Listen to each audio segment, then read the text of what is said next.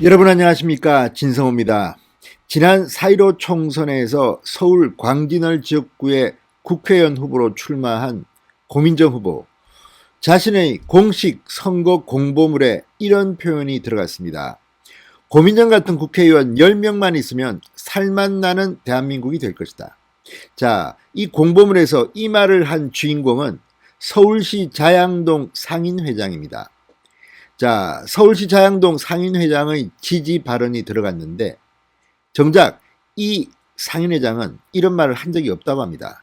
뿐만 아니라 지지 발언과 사진이 함께 공보물에 들어간 이 상인회장 H는 자양 일동의 주민자치위원이기도 합니다. 선거법상 주민자치위원은 선거에 개입할 수 없습니다. 선거 홍보를 하는데 자치위원의 이름이 지지 발언이 들어가면 이것은 불법입니다.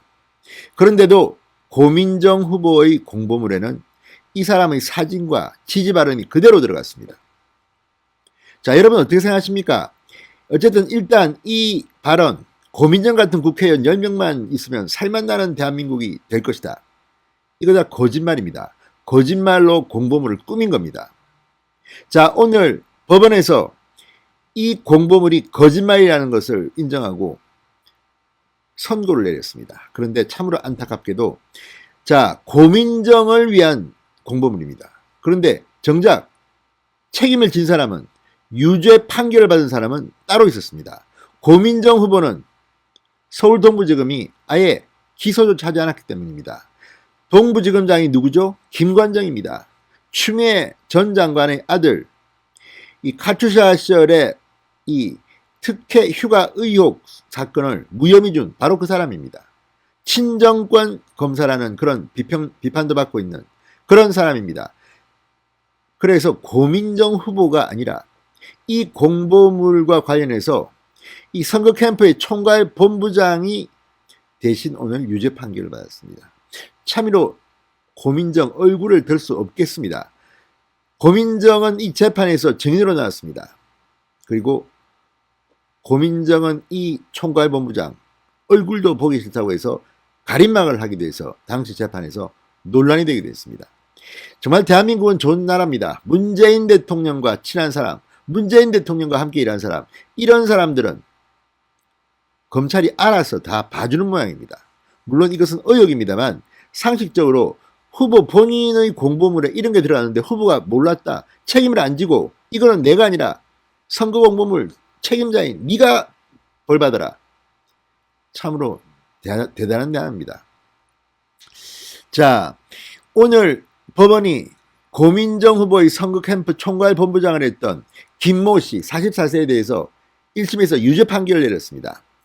현직 서울시 의원인 김 씨는 고민정 의원의 선거 캠프에서 선거 공보물 제작을 담당하면서 지지 발언을 허위로 포함해 공표한 혐의로 기소됐습니다. 그리고 오늘 1심에서 벌금형을 선고받았습니다.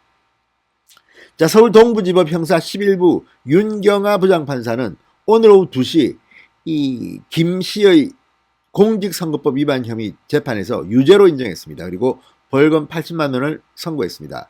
재판부는 선거는 국민의 자유의사와 민주적인 절차에 의해 공정하게 행해져야 하고 이를 위반하는 행위에 관해서는 상응하는 처벌을 해야 한다고 밝혔습니다.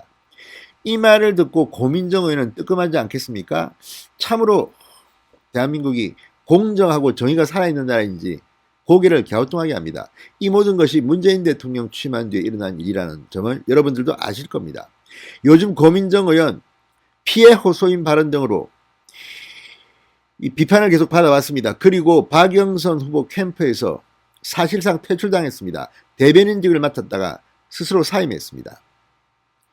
자, 어쨌든 이런 고민정 의원 오늘도 뭐 사전 투표한 뒤 이 손가락, 엄지손가락에 투표 도장을 찍어서 인증샷을 올리는 등 참으로 코로나19 방역 규칙을 어기고 선관위의 권고사항을 어기고 정은경 청장의 충고도 무시하고 자기 마음대로 행동해서 무리를 빚기로 했습니다. 자, 이런 사람이 지금 배지를 달고 있는 게 여러분 맞다고 보십니까? 그리고 이 공보물의 책임은 고민정 아닙니까? 어떻게 이렇게 책임을 이를테면 캠프 본부장 부하 직원한테 돌린 거 아닙니까?